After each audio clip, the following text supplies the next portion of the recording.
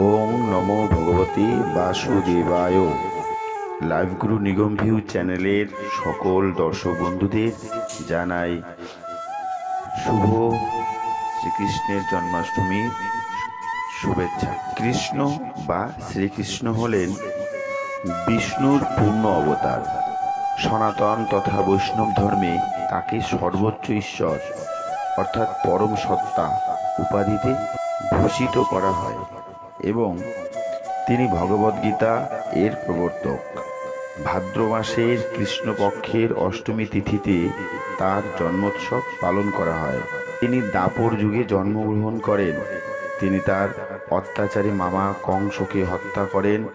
এছাড়াও তিনি পুতনা রাক্ষসী, অঘাসুর, বকাসুর ইত্যাদি অসুরকে হত্যা করেন। মহাভারতে তিনি অর্জুনের রথের সারথি ছিলেন। নারদ বললেন, হে বাসুদেব, আপনি সৌর, শাক্ত, শৈব, বৈষ্ণব ও গাণপত্য সবার উপাসনার উপাস্য। সনাতন ধর্মাবলম্বী বিশেষত বৈষ্ণবদের কাছে জন্মাষ্টমী গুরুত্বপূর্ণ উৎসব। এই উৎসব নানাভাবে উদযাপন করা হয়। যেমন ভগবত পুরাণ অনুযায়ী নৃত্য নাটক যাকে বলা হয় রাসলীলা বা কৃষ্ণলীলা, মধ্যরাত্রিতে কৃষ্ণের জন্মের মুহূর্তে ধর্মীয় গীত গাওয়া হয়, উপবাস, দহিহান্ডি প্রভৃতি। অন্যদিকে দহিহান্ডি প্রথায় অনেক উঁচুতে মাখনের হাঁড়ি রাখা হয় এবং অনেক ছেলে মিলে মানুষের পিরামিড তৈরি করে সেই হাঁড়ি ভাঙার চেষ্টা করে। তামিলনাড়ুতে এ প্রথা উড়িয়াদি নামে পরিচিত। জন্মাষ্টমী বিশেষভাবে পালন করা হয় মথুরা এবং বৃন্দাবনে। তাছাড়া মণিপুর, আসাম, ত্রিপুরা, পশ্চিমবঙ্গ, উড়িষ্যা, মধ্যপ্রদেশ, রাজস্থান, মহারাষ্ট্র, কর্ণাটক, তামিলনাড়ু, অন্ধ্রপ্রদেশ এবং ভারতবর্ষের অন্যান্য রাজ্যে যেখানে প্রচুর বৈষ্ণব সম্প্রদায়ের মানুষ থাকেন সেখানে পালন করা হয়। এছাড়াও বাংলাদেশের ঢাকা প্রভৃতি জায়গা ও অন্যান্য দেশেও জন্মাষ্টমী পালন করা হয়। তিনি ধর্মরাষ্ট্র প্রতিষ্ঠায় নেতৃত্বদানকারী একজন প্রাচীন ভারতীয় রাজপুত্র ও রাজার ভূমিকায় আজ থেকে প্রায় 5000 বৎসর পূর্বে অবতীর্ণ হন। ভিন্ন ধর্মের লোকেরা ভিন্ন দৃষ্টিকোণ থেকে শ্রীকৃষ্ণের আরাধনা করে থাকে। কৃষ্ণ শব্দের আক্ষরিক অর্থ কালো বা ঘন নীল। গৌড়ীয় বৈষ্ণব সম্প্রদায়ের হরে কৃষ্ণ মহামন্ত্রে কৃষ্ণ শব্দটির আবিধানিক অর্থ হল সর্বাকর্ষক। ভগবত পুরাণে কৃষ্ণকে প্রায়শই বংশী বাদনরত এক কিশোরের রূপে বর্ণনা করা হয়েছে। আবার ভগবদ্গীতায় তিনি এক পথ প্রদর্শক রূপে দণ্ডায়মান। সমগ্র মহাভারত কাব্যে তিনি একজন কূটনীতিজ্ঞ হিসাবে পাণ্ডব পক্ষে মুখ্য ভূমিকা পালন করেছেন। কুরুক্ষেত্রের যুদ্ধে অর্জুনের রথের সারথি রূপে অবতীর্ণ হয়েছেন। দর্শন ও ধর্মতাত্ত্বিক ঐতিহ্যে শ্রীকৃষ্ণ সংক্রান্ত উপাখ্যানগুলি বহুধা পরিব্যাপ্ত। তিনি একাধারে দেবগুণা শিশু, রঙ্গ কৌতুকপ্রিয়, আদর্শ প্রেমিক, দিব্য নায়ক ও পরমেশ্বর। কৃষ্ণ সংক্রান্ত উপাখ্যানগুলি মূলত লিখিত আছে মহাভারত, হরিবংশ, ভাগবত পুরাণ ও বিষ্ণু পুরাণ গ্রন্থে। চতুর্থ খ্রিস্টপূর্বাব্দ থেকেই বাসুদেব, কৃষ্ণ ও গোপাল প্রভৃতি কৃষ্ণের বিভিন্ন রূপের উপাসনাকারী বিভিন্ন সম্প্রদায়ের অস্তিত্বের কথা জানা যায়। খ্রিস্টীয় নবম শতাব্দীতে দক্ষিণ ভারতে কৃষ্ণ ভক্তি আন্দোলন ছড়িয়ে পড়ে।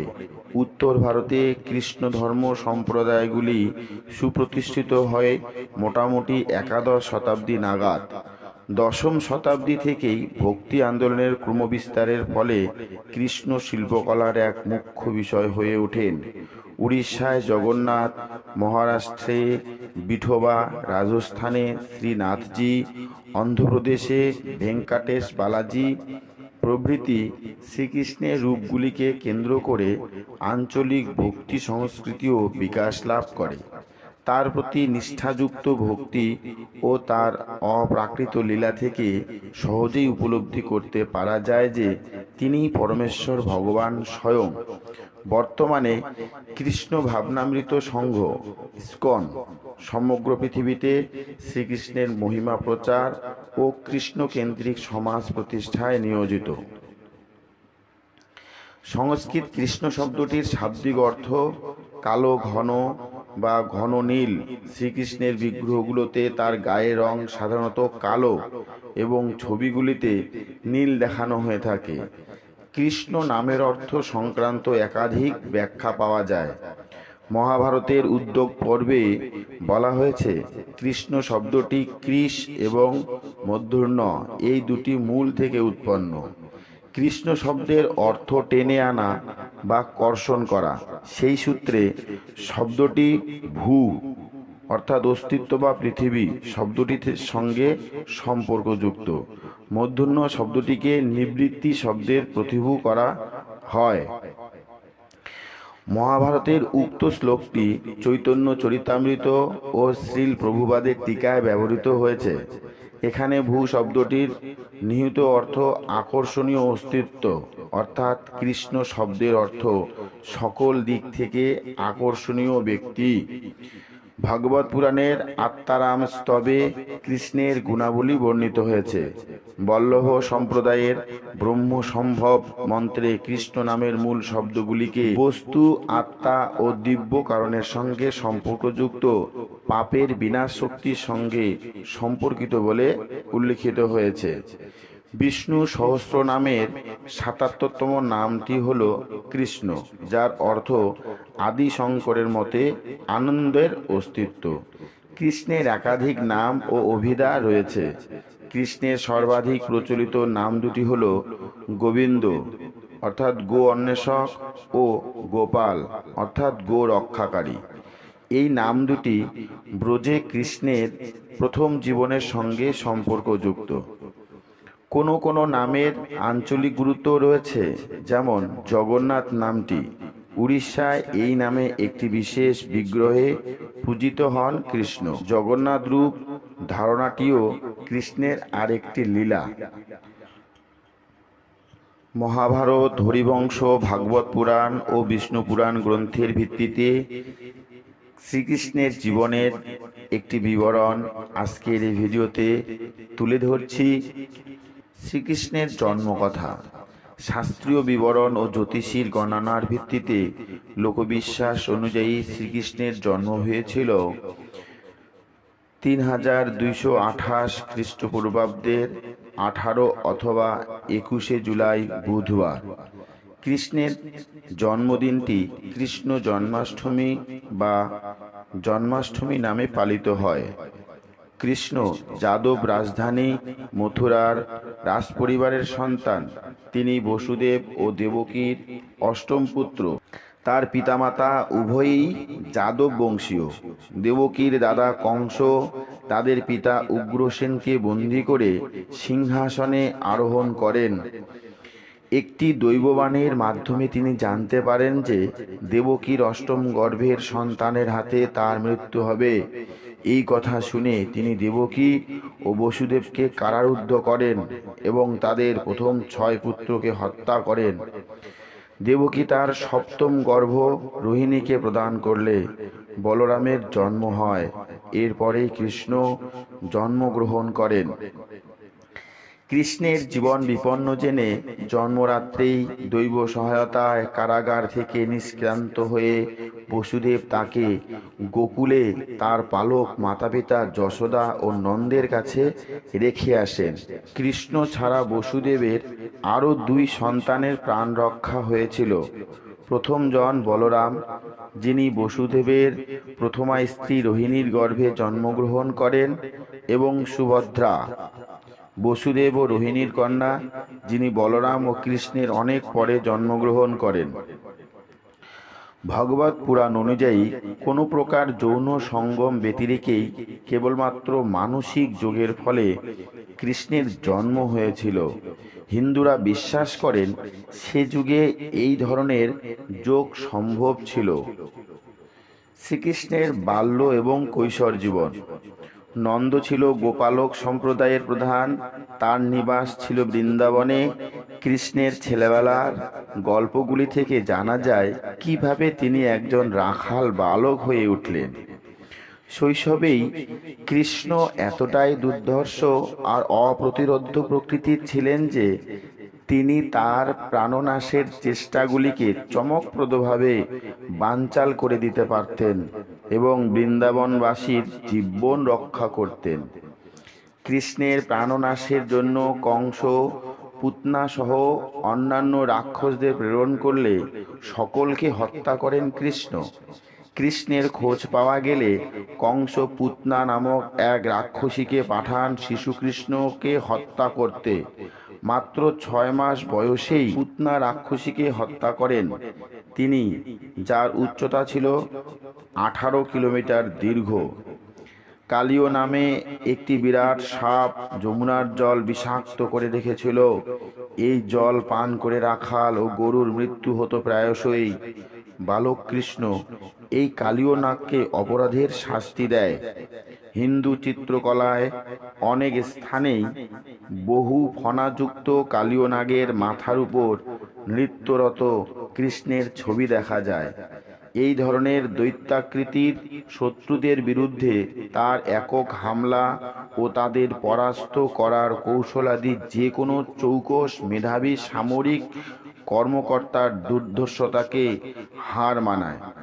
রবীন্দ্রনাথ ঠাকুরের মতে প্রথাগত বৈদিক ধর্ম ও তার দেবদেবীর বিরুদ্ধে কৃষ্ণের এই অবস্থান আধ্যাত্মিক ভক্তি আন্দোলনের একটি গুরুত্বপূর্ণ দিক হয়ে ওঠে। বৃন্দাবনে গোপীদের নিয়ে কৃষ্ণের লীলাও ভারতীয় সাহিত্যের একটি জনপ্রিয় বিষয়। রাধার সঙ্গে তার সম্পর্ক নিয়ে গীতগোবিন্দম রচয়িতা জয়দেব সহ অসংখ্য কবি প্রণয়মূলক কবিতা রচনা করেছেন। রাধা কৃষ্ণ মূর্তিতে কৃষ্ণের পূজা কৃষ্ণ ভক্তি আন্দোলনের বিকাশের একটি গুরুত্বপূর্ণ দিক। শ্রীকৃষ্ণের যৌবন। যৌবনে মথুরায় প্রত্যাবর্তন করে কৃষ্ণ তার মামা কংসের অনুগামীদের দ্বারা সংঘটিত বহু হত্যার ষড়যন্ত্র থেকে আত্মরক্ষা করে কংসকে বধ করেন। তিনি কংসের পিতা উগ্রসেনকে পুনরায় যাদবকুলের রাজা হিসাবে সিংহাসনে অধিষ্ঠিত করেন এবং নিজে সেখানে অন্যতম যুবরাজ হিসেবে অবস্থান করেন। এই সময়ে তার সাথে অর্জুন সহ কুরু রাজ্যের অন্যান্য পাণ্ডব রাজপুত্রদের সখ্যতা গড়ে ওঠে। পরবর্তীকালে তিনি যাদবদের নিয়ে দ্বারকা নগরীতে চলে আসেন এবং সেখানেই তার রাজত্ব স্থাপন করেন। যখন যুধিষ্ঠির সিংহাসন আরোহণ করেন তখন তিনি সমস্ত মহান রাজাদের সেই অনুষ্ঠানে আমন্ত্রণ জানান।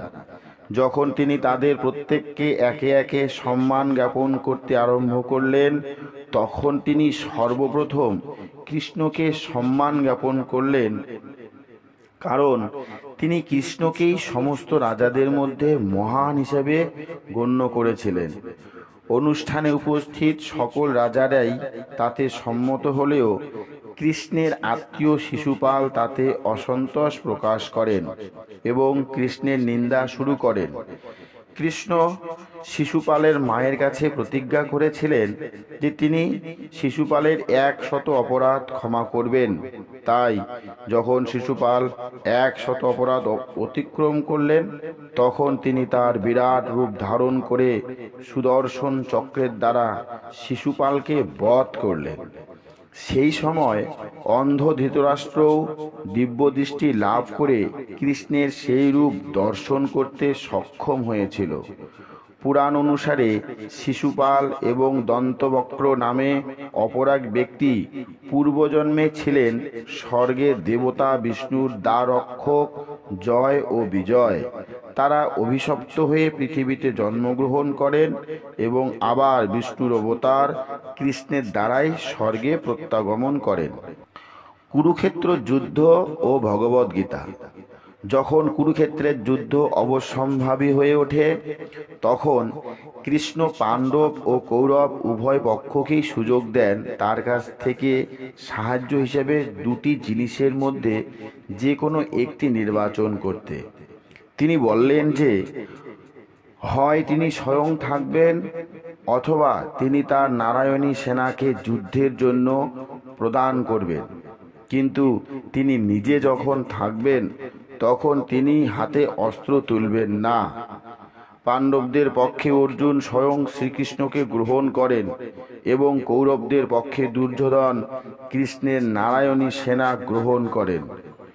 কুরুক্ষেত্রের যুদ্ধের সময় কৃষ্ণ অর্জুনের রথের সারথীর ভূমিকা পালন করেন, কারণ তার অস্ত্র ধরার কোনো প্রয়োজন ছিল না।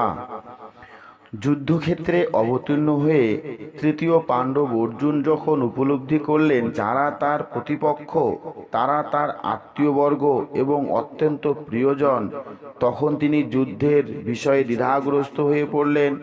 তিনি সমস্ত আশা ত্যাগ করে তার ধনুক গান্ডীব নামিয়ে রাখলেন। তখন অর্জুনের মোহ দূর করার জন্য কৃষ্ণ অর্জুনকে সেই ধর্মযুদ্ধের প্রয়োজনীয়তা সম্বন্ধে উপদেশ দেন যা ভগবদ গীতা নামে খ্যাত।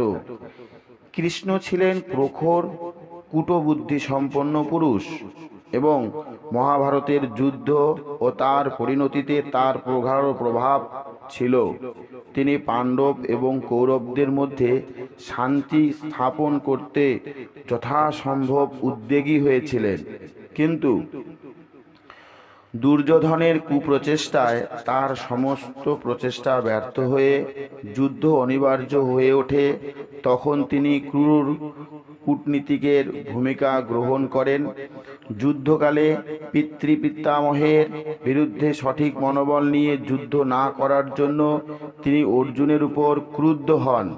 একবার তাকে আঘাত করার অপরাধে কৃষ্ণ একটি রথের চাকাকে চক্রে পরিণত করে ভীষ্মকে আক্রমণ করতে উদ্যত হন। তখন ভীষ্ম সমস্ত অস্ত্র পরিত্যাগ করে কৃষ্ণকে বলেন তাকে হত্যা করতে, কিন্তু এরপর অর্জুন কৃষ্ণের কাছে ক্ষমা প্রার্থনা করেন এবং পূর্ণ উদ্যম নিয়ে যুদ্ধ করার প্রতিজ্ঞা করেন। কৃষ্ণ যুধিষ্ঠির ও অর্জুনকে নির্দেশ দেন যাতে তারা ভীষ্মের দেওয়া যুদ্ধ জয়ের বর ফিরিয়ে দেয়, কারণ ভীষ্ম স্বয়ং সেই যুদ্ধের পাণ্ডবদের প্রতিপক্ষ হিসাবে অবতীর্ণ হয়েছিল। ভীষ্মকে একথা জানালো যে তিনি একথার অন্তর্নিহিত অর্থ বুঝতে পেরে কিভাবে তিনি অস্ত্র পরিত্যাগ করবেন সে উপায় পাণ্ডবদের বলে দেন। তিনি বলেন যে যদি কোনো নারী যুদ্ধক্ষেত্রে প্রবেশ করে তবেই তিনি অস্ত্র ত্যাগ করবেন। পরের দিন কৃষ্ণের নির্দেশে শিখণ্ডী অর্থাৎ যিনি পূর্বজন্মে অম্বা ছিলেন তিনি অর্জুনের সাথে যুদ্ধে যোগদান করেন এবং ভীষ্ম তার অস্ত্র সকল নামিয়ে রাখেন। এছাড়াও কৃষ্ণ ধৃতরাষ্ট্রের জামাতা জয়দ্রথকে বধ করতে অর্জুনকে সহায়তা করেন। জয়দ্রথের কারণেই অর্জুনের পুত্র অভিমন্যু দ্রোণাচার্যের চক্রভুজে প্রবেশ করেও বেরিয়ে আসার উপায় অজ্ঞাত থাকায় কৌরবদের হাতে নির্মমভাবে নিহত হয়েছিলেন। কৃষ্ণ কৌরবদের সেনাপতি দ্রোণাচার্যের পতনও সম্পন্ন করেছিলেন। তিনি ভীমকে নির্দেশ দিয়েছিলেন অশ্বত্থামা নামক হাতিকে বধ করতে এবং তাৎপর্যপূর্ণভাবে দ্রোণাচার্যের পুত্রের নামও অশ্বত্থামা। এরপর কৃষ্ণের নির্দেশে যুধিষ্ঠির দ্রোণাচার্যকে গিয়ে চতুরতার সাথে বললেন যে অশ্বত্থামা নিহত হয়েছেন এবং তারপর খুব মৃদুস্বরে বললেন যে সেটি একটি হাতি। কিন্তু যেহেতু যুধিষ্ঠির কখনো মিথ্যাচার করতেন না, তাই দ্রোণাচার্য তার প্রথম কথাটি শুনেই মানসিকভাবে অত্যন্ত আহত হন এবং অস্ত্র পরিত্যাগ করেন। এরপর কৃষ্ণের নির্দেশে ধৃষ্টদ্যুম্ন দ্রোণের শিরচ্ছেদ করেন। কর্ণের সাথে অর্জুনের যুদ্ধের সময় কর্ণের রথের চাকা মাটিতে বসে যায়। তখন কর্ণ যুদ্ধে বিরত থেকে সেই চাকা মাটি থেকে উঠানোর চেষ্টা করলে কৃষ্ণ অর্জুনকে স্মরণ করিয়ে দেন যে কৌরবরা অভিমন্যুকে অন্যায়ভাবে হত্যা করে যুদ্ধের সমস্ত নিয়ম ভঙ্গ করেছে, তাই তিনি নিরস্ত্র কর্ণকে বধ করে অর্জুনকে সেই হত্যার প্রতিশোধ নিতে আদেশ করেন। এরপর যুদ্ধের অন্তিম পর্বে কৌরব প্রধান দুর্যোধন মাতা গান্ধারীর আশীর্বাদ গ্রহণ করতে যান, যাতে তার শরীরের যে অঙ্গসমূহের উপর গান্ধারীর দৃষ্টি নিক্ষিপ্ত হবে তাই ইস্পাত কঠিন হয়ে যাবে। তখন কৃষ্ণ ছলপূর্বক তার উরুদয়ের কলাপাতা দিয়ে আচ্ছাদিত করে দেন। এর ফলে গান্ধারীর দৃষ্টি দুর্যোধনের সমস্ত অঙ্গের উপর পড়লেও উরুদয় আবৃত থেকে যায়। এরপর যখন দুর্যোধনের সাথে ভীম গদাযুদ্ধে লিপ্ত হন, তখন ভীমের আঘাত দুর্যোধনকে কোনোভাবে আহত করতে ব্যর্থ হয়। তখন শ্রীকৃষ্ণের ইঙ্গিতে ভীম ন্যায় গদাযুদ্ধের নিয়ম লঙ্ঘন করে দুর্যোধনের উরুতে আঘাত করেন এবং তাকে বধ করেন। এইভাবে কৃষ্ণের অতুলনীয় ও অপ্রতিরোধ্য কৌশলের সাহায্যে পাণ্ডবেরা কুরুক্ষেত্র যুদ্ধ জয় করে। এছাড়াও কৃষ্ণ অর্জুনের পৌত্র পরীক্ষিতের প্রাণ রক্ষা করেন, যাকে অশ্বত্থামা মাতৃগর্ভে ব্রহ্মাস্ত্র নিক্ষেপ করে আঘাত করেছিলেন। পরবর্তীকালে পরীক্ষিতই পাণ্ডবদের উত্তরাধিকারী হন। শ্রীকৃষ্ণের গার্হস্থ্য জীবন।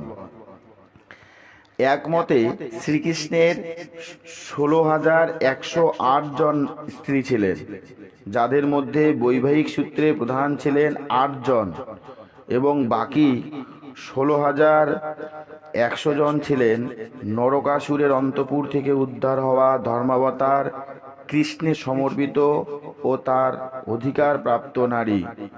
কিন্তু এদের প্রত্যেককে দেবী লক্ষ্মীর অবতার হিসাবে মনে করা হয়। প্রত্যেকের গর্ভেই শ্রীকৃষ্ণের 10টি পুত্র এবং একটি কন্যার জন্ম হয়েছিল। রুক্মিণী ছিলেন কৃষ্ণের প্রধান পত্নী। তিনি বিদর্ভরাজ ভীষ্মকের কন্যা এবং ভীষ্মক পূর্ব রুক্মিণীর ভগিনী। ইনি কৃষ্ণের সহিত বিবাহ করার ইচ্ছা প্রকাশ করেন। শিশুপালের সঙ্গে বিবাহের পূর্ব লগ্নে কৃষ্ণ রুক্মিণীর সম্মতিতে বিবাহ করেন এবং দ্বারকায় আনয়ন করেন। রুক্মিণী কৃষ্ণের ঔরসে একটি তেজস্বী পুত্র সন্তান লাভ করেন, তার নাম হল প্রদ্যুম্ন। কৃষ্ণের আরেক মহিষী সত্যভামার গর্ভে কৃষ্ণ যে 10টি পুত্র লাভ করেছিলেন তারা হলেন ভানু, সুভানু, শরভানু, প্রভানু, ভানুমান, চন্দ্রভানু, বৃহৎভানু, অতিভানু, শ্রীভানু ও প্রতিভানু। জাম্ববানের কন্যা জাম্ববতীর গর্ভে কৃষ্ণ যে 10টি পুত্র লাভ করেছিলেন তারা হলেন শাম্ব, সুমিত্র, পুরোজিৎ, সত্যজিৎ, সহস্রজিৎ, বিজয়, চিত্রকেতু, বসুমান, দ্রাবিড় ও ক্রতু। এই পুত্রেরা কৃষ্ণের অত্যন্ত প্রিয় ছিলেন।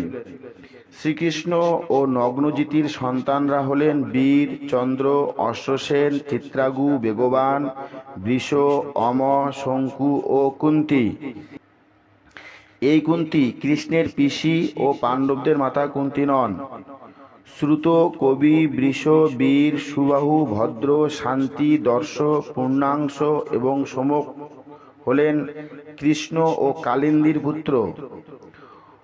লক্ষণা নামক মহিষীর গর্ভে শ্রীকৃষ্ণের ঔরসজাত পুত্ররা হলেন প্রঘস, গাত্রবান, সিংহ, বল, প্রবল, ঊর্ধ্বগ, মহাশক্তি, সাহা, ওজ ও অপরাজিত।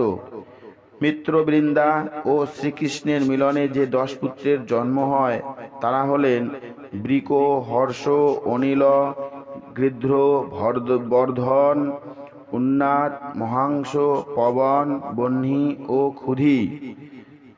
ভদ্রার গর্ভজাত শ্রীকৃষ্ণের পুত্ররা হলেন সংগ্রামচিৎ, বৃহৎসেন, সুর, প্রহরণ, অরিজিৎ, জয়, সুভদ্র ও বাম ও আয়ুর ও সাত্তাক। শ্রীকৃষ্ণের অন্তর্ধান এবং স্বধাম গমন। ভারতীয় পৌরাণিক গ্রন্থে বলা হয়েছে, কুরুক্ষেত্রের মহাযুদ্ধের ফলে গান্ধারীর শতপুত্রের সকলেরই মৃত্যু হয়েছিল। মহাভারতের স্ত্রী পর্বে বলা হয়েছে, দুর্যোধনের মৃত্যুর পর গান্ধারী এবং ধৃতরাষ্ট্র যখন কুরুক্ষেত্রে গিয়েছিলেন, তখন কৃষ্ণ গান্ধারীর নিকট সমবেদনা জানাতে যান। কৃষ্ণ ইচ্ছাকৃতভাবে যুদ্ধের অবসান ঘটাননি বলে মনে করে ক্রোধ ও দুঃখে গান্ধারী বলে, যখন তারা একে একে অপরকে হত্যা করেছিল, তুমি কুরু ও পাণ্ডবদের প্রতি উদাসীন ছিলে। তাই হে গোবিন্দ, তুমিও তোমার নিজের আত্মীয়দের বিনাশের কারণ হবে। মহাভারত ও মৌসাল পর্ব অনুসারে একটি উৎসবে যাদবদের মধ্যে লড়াই শুরু হয়, যেখানে তারা একে অপরকে হত্যা করে। এদিকে কৃষ্ণের পাকে হরিণ মনে করে জরা নামক একজন শিকারী কৃষ্ণের পায়ের দিকে একটি তীর নিক্ষেপ করেন, যা তাকে মারাত্মকভাবে আহত করে। কৃষ্ণ জরাকে ক্ষমা করে দেহত্যাগ করেন। গুজরাটের ভালকা তীর্থে শ্রীকৃষ্ণের দেহত্যাগ হয়েছিল বলে বিশ্বাস করা হয়। এই স্থানটি দেহোৎসর্গ নামেও পরিচিত। ভাগবত পুরাণ গ্রন্থের 11 স্কন্ধের 31তম অধ্যায়ে বলা হয়েছে, তীরবিদ্ধ হওয়ার পর কৃষ্ণ তার যৌগিক একাগ্রতা অবলম্বন করে আগ্নেয় যোগ ধারণার দ্বারা স্বীয় লোকাভিরাম দেহ দগ্ধ না করে স্বদেহে সরাসরি তার অতীন্দ্রিয় আবাসে প্রত্যাবর্তন করেন। ব্রহ্মা এবং ইন্দ্রের মতো অপেক্ষামান দেবগণ কৃষ্ণের মানব রূপ সংবরণ করে তার সচ্চিদানন্দময় স্বধামে ফিরে যাওয়ার পথটি খুঁজে বের করতে অক্ষম হয়েছিলেন। পুরাণ মতে পরমেশ্বর ভগবান শ্রীকৃষ্ণ 125 বছর এই ধরাধামে লীলাবিলাস করে অন্তে মাঘ মাসের পূর্ণিমা তিথিতে অপ্রকট হন। ওং পূর্ণমদ পূর্ণমিদং পূর্ণাৎ পূর্ণমুদচ্যতে পূর্ণস্য পূর্ণমাদায় পূর্ণমেবাবশিষ্যতে। ওং শান্তি শান্তি শান্তি। হরি ওম তৎসৎ। যদক্ষরং পরিভ্রষ্টং মাত্রাহীনঞ্চ যদ্ভবেৎ তৎসর্বং ক্ষম্যতাং দেব প্রসীদ পরমেশ্বর। ধ্যানমূলম গুরুমূর্তি পূজামূলম গুরুপদম মন্ত্রমূলম গুরুর্বাক্যং মোক্ষমূলম গুরুকৃপা। তমেব মাতা চ পিতা তমেব বন্ধুশ্চ সখা তমেব বিদ্যা দ্রবিণম তমেব সর্বং মম দেব দেব।